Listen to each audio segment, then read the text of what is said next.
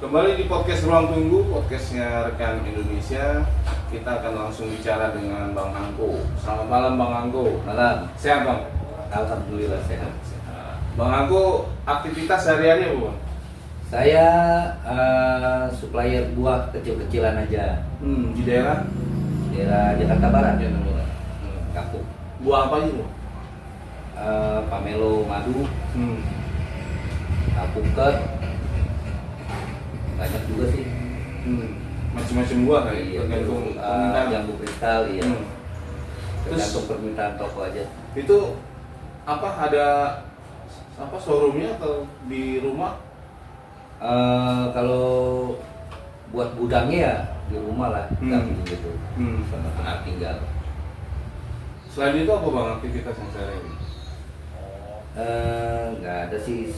Kebetulan saya gabung di organisasi Rekan Indonesia Relawan Kesehatan. Ruang Kesehatan Iya. Indonesia. Sejak kapan tuh Bang? Sejak 2018. 2000. Ya, sejak orang tua saya sakit, dan dari situ nggak lama saya gabung di Rekan Indonesia. Nanti kita bicara tuh tentang pertama kali Bang Angko gabung di rekan tuh di sesi berikutnya tuh. Siap. Nah ini selain aktivitas tadi supplier, terus jadi relawan di rekan Indonesia, terus di rumah apa yang Bang Angko ini? Ya, sehari-hari ya antar jemput anak aja. Antar jemput anak. Iya, nggak ada kegiatan sih. Antar jemput anak dari rumah Dari ke rumah, sekolah ke rumah. sekolah ke rumah. Terus aktivitas lain Bang di lingkungan? Nggak ada aktivitas apa-apa ya. Jadi cuma itu Itu aja ya, aja, iya. supplier buah, terus Iya. di rekan Indonesia sama ngurus anak ya. Oke teman-teman, itu tadi sekilas tentang keseharian Bang Angko.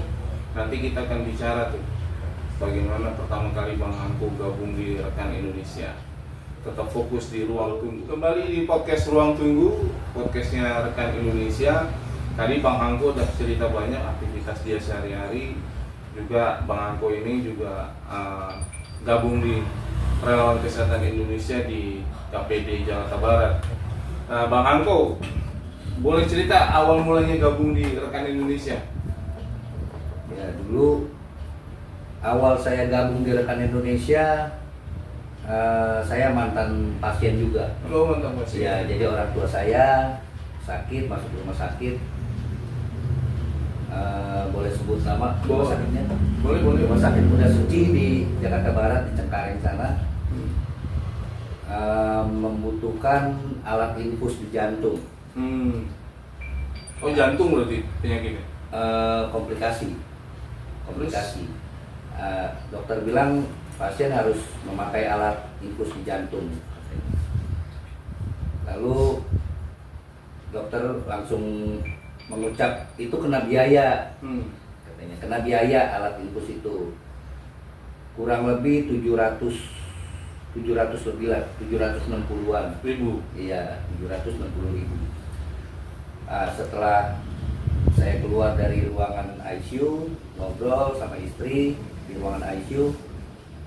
Kebetulan di sebelah saya ada keluarga pasien juga gitu, di ruangan ICU, di depan ruangan ICU. Saya ngobrol, gimana ya? Saya bilang harus pakai alat infus di jantung. Terus alat infus itu kena biaya gitu. Sedangkan orang tua saya ini masuk rumah sakit pakai BPJS. Tuh. Gimana ya? Kebetulan ini ada orang yang di sebelah saya ini langsung nyaut. Kenapa Bang? Katanya. Saya ceritain ini orang tua saya ada harus pakai alat infus di jantung. Dokter bilang itu dikenain biaya 760.000 katanya. Nah, terus orang tersebut bilang, sama Bang, orang tua saya juga yang ujung yang pojok. Oh gitu. Ya, Sama-sama di ICU. Sama-sama di ICU. Sama-sama di ICU. Sama mertua saya, cuma mertua saya dikenain biaya juga sama katanya. Tapi kalau saya gratis, nggak dikenakan biaya. Lantas saya bilang, ya gimana caranya tuh bang, tolong dibantulah. Dia bilang supaya bisa gratis gitu kan. Nah, setelah saya bilang begitu, dia langsung bilang, ya bang, gampang, isi data aja. Kata dia, isi data, nanti saya up ke atas katanya. Oke, setelah itu saya isi data, saya kirim ke orang tersebut, ya namanya Vingga. Kebetulan saya dari rekan Indonesia katanya, relawan kesehatan. Nanti biar saya up ke atas. Kalau emang ini benar di cover apa enggaknya nanti dikasih tahu. Sudah, ternyata udah di up, dapat 5-10 menit gitu. Nah, turun tuh info bahwa alat infus jantung itu gratis katanya. Gratis. Nah gitu koordinasi lagi dengan rumah sakit Bunda Seci, dengan dokternya, bilang ini alat ini kan gratis dok, kenapa harus disuruh bayar gitu kan? Oh iya pak, gratis, kata dia, kata dokternya. Udah, akhirnya pas gratis gitu, ternyata saya tunggu-tunggu, setelah beberapa jam nggak dipasang-pasang alat infus tersebut.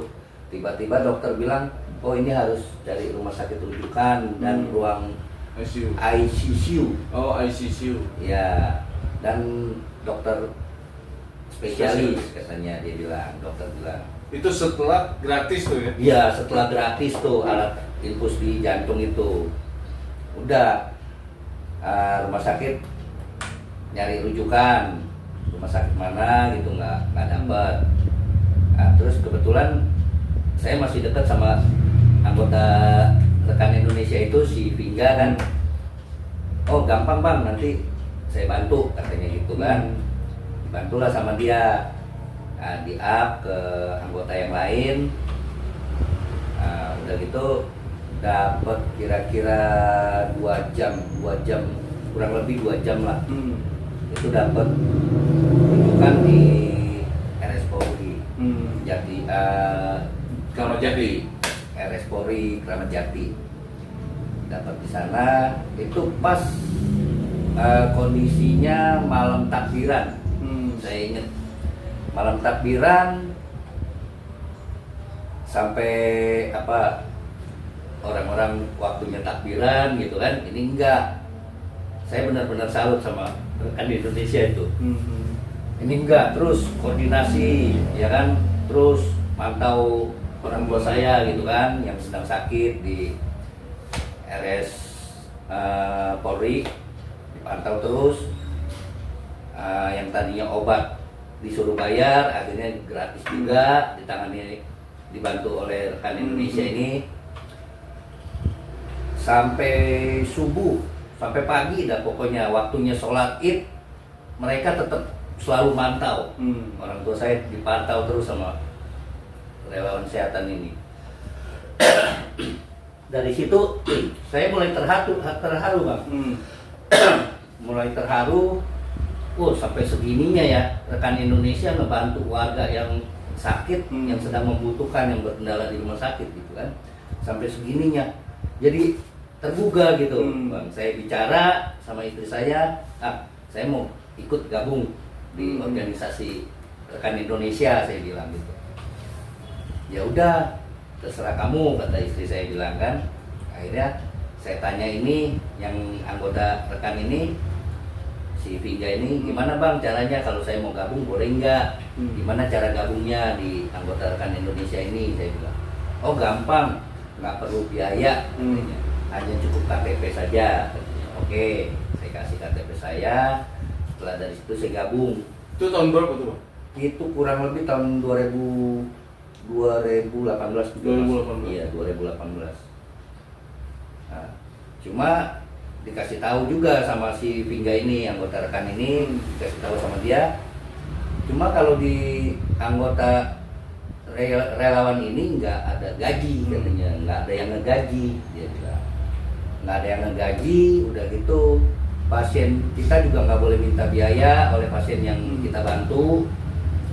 Terus dikasih pun ya kalau bisa kita harus tolak gitu ya. Jujur pas selama itu ya saya dapat pasien gitu kan, ada yang ngasih amplop nih buat sekedar uang bensin gitu, tapi tetap saya tolak. Sebab apa, saya juga punya hati gitu kan. Mereka sedang sakit, sedang membutuhkan gitu kan, sedang membutuhkan biaya. Kalau saya ambil, apakah mereka cukup gitu dengan biaya yang udah dikasih ke saya gitu kan? Saya tolak biaya yang dikasih ke saya itu. Udah sampai situ saya terus gabung sampai Udah 7 tahun berarti ini gabung. kurang lebih 7 tahun ya. Nah itu selama 7 tahun tuh nggak berat gabung di rekan itu kan, karena nggak dapat gaji, nggak ada uang operasional juga, setiap saat harus standby kalau ada warga yang kesulitan harus membantu. Ya jujur, kalau untuk saya ya dibilang berat, tapi semua itu kan tergantung niat dan hati kita gitu kan. Kita mau bantu nggak warga sakit tersebut gitu kan. Kalau kita nggak mau bantu, ya emang kelewatan juga kayaknya sih ya. Sedangkan ada warga yang sedang membutuhkan di rumah sakit, membutuhkan kita gitu kan untuk bantuannya. Kalau kita tolak ya terlaluan sepertinya. Ya 24 jam saya siap. 24 jam, mau tengah malam, mau beduk subuh, ada telepon, nih tolong ada pasien di rumah sakit Anu gitu kan, tetap saya datang. Itu anak sama istri nggak protes tuh? Anak sama istri nggak ada yang protes. Bahkan anak dan istri saya nomor 1 itu selalu mendukung saya. Mendukung saya gabung di Rekan Indonesia Relawan Kesehatan. Bahkan awal-awalnya, boleh cerita sedikit ya? Boleh. Awal-awal saya gabung di Rekan itu dapat 5 hari apa ya, pokoknya dalam waktu seminggu dah itu ada pasien yang saya harus tangani gitu loh. Itu saya nggak dapat bimbingan, nggak dapat pelajaran gitu kan. Nah saya cuma koordinasi dengan yang saya kenal awal nih, Rekan Indonesia ini, sama Vingga ini, si Vingga. Saya koordinasi, bang ini ada pasien begini kan, caranya gimana nanganinnya? Oh iya, lu harus gini kata dia kan. Udah, nah, saya datang ke rumah sakit tersebut, saya advokasi, ternyata yang diajarkan oleh Vingga ini beda gitu dengan yang di lapangan ini. Iya, dengan kondisi di lapangan ini beda. Tapi tetap dari situ saya baru ngerasa gitu kan, oh dokter pihak rumah sakit gitu kan bicara seperti ini, saya harus timpalinnya seperti ini. Bicara seperti ini, saya harus timpalin seperti ini. Pokoknya intinya kalau di rumah sakit itu kita jangan sampai kalah mob sama pihak rumah sakit. Kalau kita sampai kalah mob sama rumah sakit, ya kita makin digencet sama pihak rumah sakit. Itu sih yang saya alamin. Makin dipersulit. Iya, makin dipersulit gitu. Itu pertama kali berargumentasi sama pihak rumah sakit tuh belum paham tuh ya peraturan, belum paham regulasi tuh ya, belum paham. Yang penting asal jawab aja ya. Iya, asal jawab. Intinya pasien warga yang itu harus ketolong aja, terbantu. Iya, intinya itu aja sih. Iya. Nah, Bang Hamko ini juga pernah punya pengalaman nih ngedobrak wali kota Jakarta Barat sampai harus turun tangan ngeluarin persetujuan kacamata ya kalau nggak salah ya waktu itu ya. Lensa. Oh iya, lensa. Itu boleh cerita tuh, Bang? Oh iya, kebetulan waktu itu saya dapat pasien tersebut ya ponakan saya juga. Ponakan saya, dia bilang, "Om, ini mau operasi katarak," katanya. Operasi katarak, pasang soplen katanya.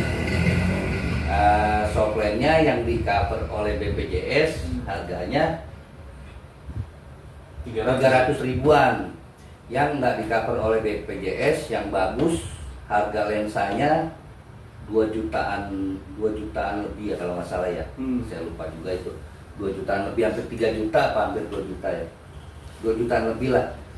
Nah, udah gitu saya punya niat, emang udah ada insting gitu kan. Saya pikir masa iya yang bagusnya di cover oleh BPJS, seperti itu sih. Saya langsung bilang sama ponakan saya kan, udah pakai yang bagus aja lensanya. ya kan? Ngapain ada yang bagus pakai yang jelek-jelek kan? Ya kan, mendingan yang bagus gitu kan. Udah, lalu ponakan saya nurut kata saya gitu kan. Nah itu di Bunda Seci juga, rumah sakit Bunda Seci yang di Cengkareng gitu, pakai yang lensa yang bagus.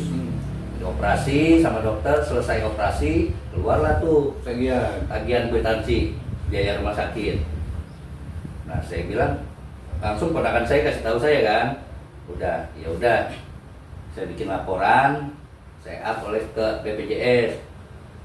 Nah udah gitu dari pihak rumah sakit ngotot-ngotot tuh, ya gimana nih katanya pembayaran, ya sabar dulu saya bilang kan, ini datanya lagi saya up ke BPJS saya bilang. Nah udah setelah berapa lama dapatlah info dari BPJS, iya Pak, kalau lensa yang harga 2 juta sekian itu tidak di cover oleh BPJS. Yang di cover yang 300. Iya, yang di cover 300.000. Saya kebingungan kan. Oh rupanya nggak di cover, ya kan? Udah akhirnya ya itu mah punya kepintaran sendiri gitu ya. Saya punya kepintaran sendiri, saya pikir saya up aja nih ke wali kota gitu kan. Saya up ke wali kota nggak respon. Kebetulan ada ketua KPN saya lagi acara tahlilan di tempat si Pingga juga, di rumah sakit Bunda Suci itu, rumah susun situ. Saya koordinasi dengan KPN kan, Bang ini gimana ya, saya minta bantuan wali kota, nggak direspon sampai sekarang. Akhirnya ketua KPN saya bilang, coba sini gue yang teleponin. Masa nggak direspon katanya gitu kan. Udah akhirnya teleponin, langsung direspon, ini ada warga ini kan di rumah sakit Bunda Seci butuh biaya. Udah akhirnya nggak lama kemudian masih proses kan, saya masuk lagi, saya datang lagi ke rumah sakit Bunda Seci. Nah ponakan saya ternyata sudah menyodorkan kartu ATM dia gitu. Saya tahu ponakan saya nggak mungkin punya duit segitunya gitu, ya kan. Uang itu saya tanya dari mana uangnya, boleh pinjem. Ya. Udah dikasih ke kasir. Untungnya di kasir itu salah PIN. Kasir mencet nomor PIN salah, itu kan untungnya. Pas saya keburu datang, saya bilang, Bu, mana kartu ATM-nya? Enggak Pak, ini lagi mau bayar katanya. Ini cuma salah PIN. Iya sini. Ini pasien lagi diurus pembayarannya, biayanya lagi diurus sama wali kota. Kan cuma belum direspon. Ya, jadi sahabat, enggak Pak, ini harus bayar kata dia. Bu, pasien ini nggak punya duit. Ibu tahu nggak? Kalau pasien ini duitnya dari mana untuk bayar biaya rumah sakit? Saya bilang, enggak. Pasien ini buat bayar biaya rumah sakit, ini pasien uangnya boleh minjem sama orang. Ya, kalau dia pinjem udah dia sakit, ya kan otomatis ada kendala. Pinjem uang lagi sama orang buat bayar biaya rumah sakit, tambah berat lagi kan si pasien. Saya bilang gitu kan. Sini ATM-nya saya bilang. Tetap nggak dikasih, jangan Pak katanya. Ini pasien udah mau bayar kok tadi. Saya tanya, saya bilang ngomong sama ponakan saya, kamu mau bayar rumah sakit pakai duit pinjaman atau ikutin cara saya? Saya bilang gitu. Ponakan saya bilang, ya udah ikutin cara Om aja. Ya udah ambil kartu ATM-nya. Saya bilang gitu kan. Akhirnya dimintalah kartu ATM-nya tuh ke rumah ke pihak kasir. Minta dikasih. Udah gitu saya keluar dari rumah sakit kan. Tunggu aja Bu, saya bilang. Sebentar pasti dibayar. Saya keluar dari rumah sakit, balik lagi ke belakang tuh, belakang rumah sakit rusun. Ketemu lagi sama ketua KPN. Saya bilang gimana Tum, ini kelanjutannya. Ya katanya minta nomor rekening rumah sakit. Mintalah nomor rekening rumah sakit tuh. Saya kirim lagi ke ketua KPN langsung kirim lagi ke wali kota. Dapat 3 menit apa 5 menit lah paling lama. Itu langsung ditransfer melalui Bank DKI. Ditransfer sama wali kota ke rumah sakit Bunda Seci. Akhirnya ya puji Tuhan, alhamdulillah biaya si pasien udah teratasi. Iya. Seru juga Bang ya pengalaman memangnya. Ya, ada yang lebih seru lagi sih. Iya, tahan Bang, tahan. Iya.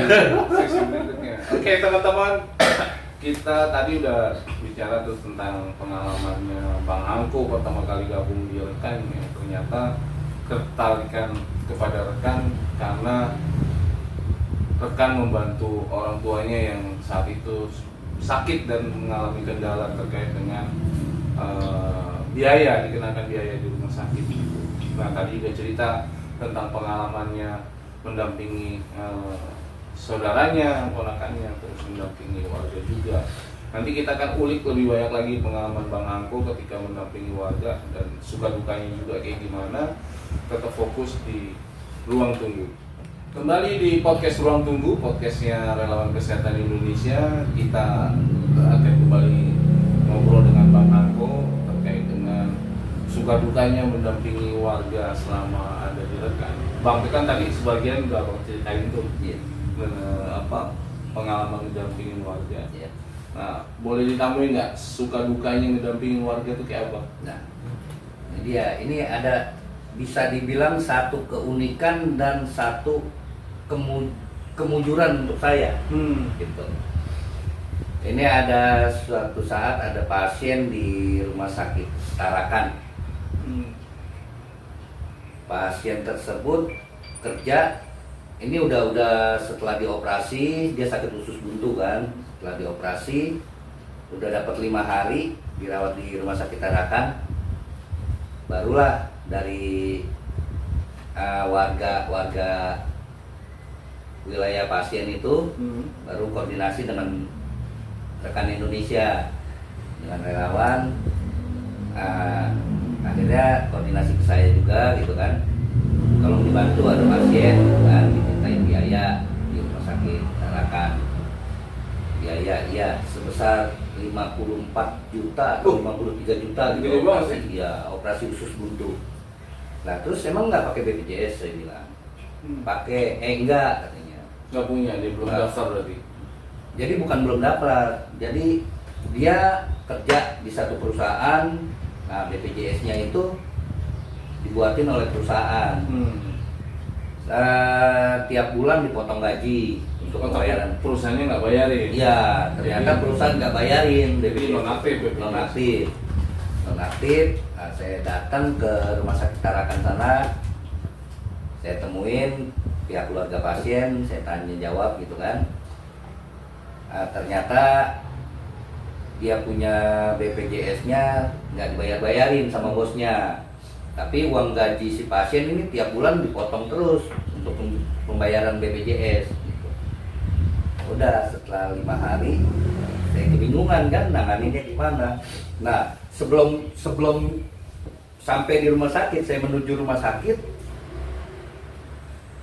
sakit ya emang saya nggak punya duit sama sekali waktu itu, nggak punya duit sama sekali. Saya pikir cuma modal bensin aja cukup lah gitu kan. Udah saya jalan, ternyata ya apesnya juga buat saya, ban motor kempes, bocor ban motor. Nggak punya duit, saya bilang, bang tolong ditambel ban. Setelah selesai tambel, bang maaf saya nggak punya duit, saya bilang, boleh saya taruh KTP? Saya bilang, boleh saya taruh KTP? Waduh, kalau KTP mah jangan, banyak KTP yang nggak diambil, orang naruh KTP nggak diambil katanya. STNK katanya. Waduh bang, kalau STNK mah itu mah sekalian aja sama BPKB-nya, saya bilang kan. Udah, akhirnya ini nggak lama, saya bilang nggak lama bang, saya taruh KTP. Nah selesai nanti saya pulang, saya ambil lagi nih KTP. Saya bilang, saya tebus KTP saya. Dia pikir-pikir, oh iya dah, gitu kan. Udah akhirnya taruh KTP, saya jalan nih ke rumah sakit Tarakan. Nah, udah gitu ketemu kan keluarga pasien, audiensi sama keluarga pasien gimana ya kan. Oh iya, ternyata udah BPJS-nya non aktif gitu. Tapi udah selama 5 hari nih. Iya. Udah 5 hari. Udah 5 hari. Berarti kan agak susah ya. Iya, udah lewat mengurus BPJS. Iya. 3 kali 24 jam kalau di rumah sakit itu waktunya untuk urus BPJS. Nah, saya mikir langsung timbul, oh iya, saya sempat koordinasi sama ketua KPW apa kalau nggak salah. Udah jatuhnya piutang bang. Udah kan, saya mau bicara sama dokternya,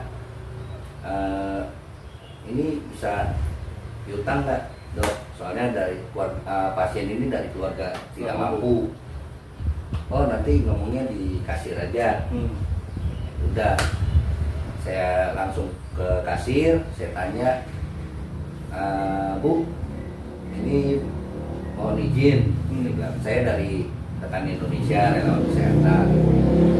Ini pasien dari warga kurang mampu, saya bilang gitu kan. Jadi tidak mampu untuk membayar biaya rumah sakit sebesar 53 atau 54 juta dah waktu itu. Dah akhirnya, oh Pak kalau gitu nanti saya telepon atasan saya katanya. Kata kasirnya loh ya? Kata kasirnya. Saya koordinasi dulu dengan atasan saya. Udah akhirnya dia koordinasi. Keluarga pasien nih, istrinya sama saya ngedampingin gitu kan, panggil nih sama Direksi. wakil direktur rumah sakit. Nah, dipanggil, datang ke ruangannya seperti gini, ini saya, itu wakil direkturnya, di sebelah sini asistennya, saya sama istrinya duduk di sini kan, sebelahan. Dia bilang, iya ibu mohon izin, saya dari Rekan Indonesia Relawan Kesehatan. Nah, saya bilang ini pasien dari warga yang tidak mampu dan tidak bisa menyelesaikan biaya rumah sakit. Ya kan, mohon toleransinya dari ibu dan pihak rumah sakit ini, saya bilang gitu. Akhirnya wakil direkturnya bilang, ya harus gimana katanya, dia bilang ini kan biaya rumah sakit harus diselesaikan, harus dilunasi. Ya tolong Bu, atas kebijakannya tolong minta surat piutang, saya bilang. Awalnya dia nggak mau ngasih, akhirnya belakangan dia kasih juga dengan syarat pasien harus membayar deposit sebesar 12 juta deposit, dan uang angsurannya tiap bulan itu dikenakan 1.200.000 kurang lebih kayaknya sih, seperti itu.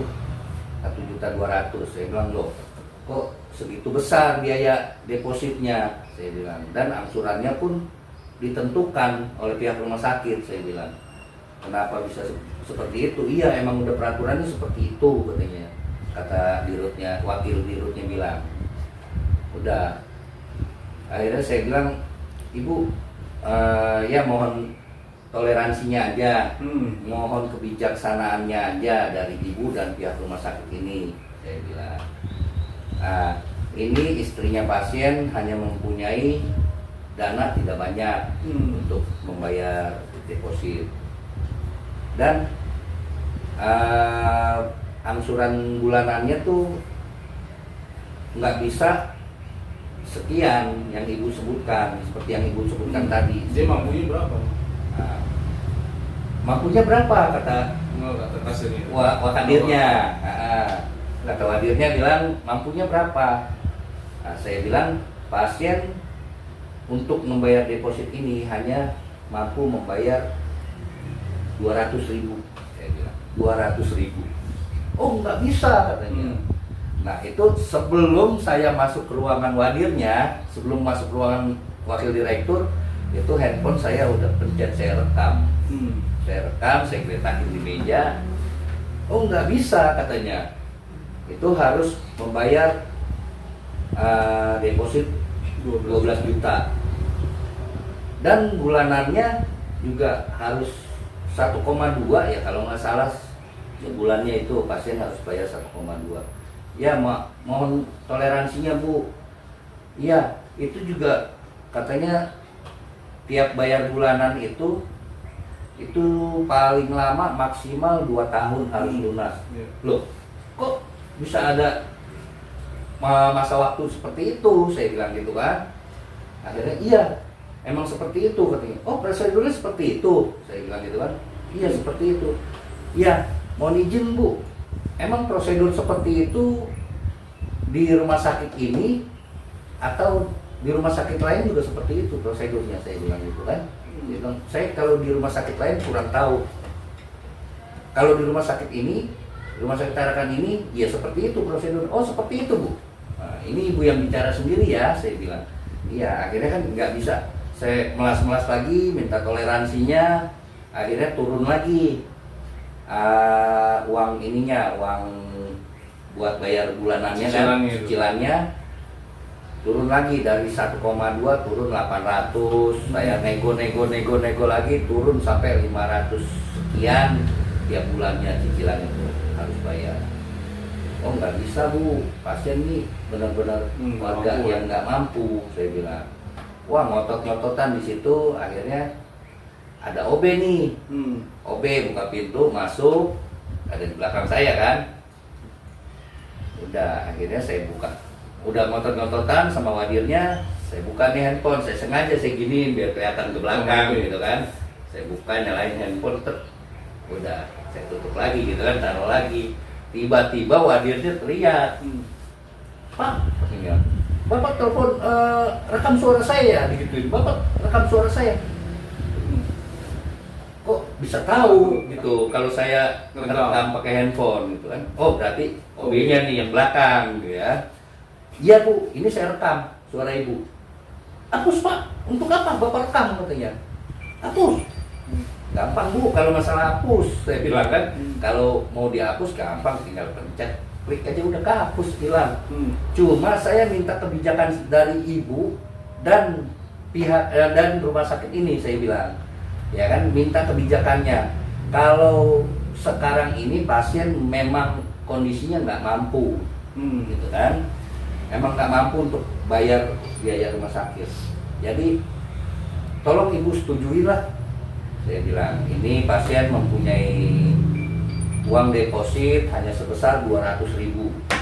Dan pasien pun tiap bulan bayar cicilan rumah sakit itu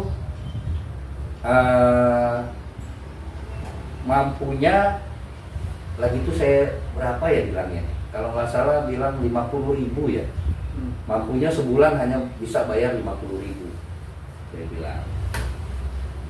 Udah, akhirnya, oh nggak bisa Pak. Ya kalau nggak bisa ya gampang Bu, saya tinggal kirim rekaman audio Ibu ke atasan saya bilang. Oh jangan Pak, katanya. Hapus Pak, hapus katanya. Ngotot begitu dah, teriak-teriakan ngomongnya kan. Udah, asistennya pun ikut ngomong.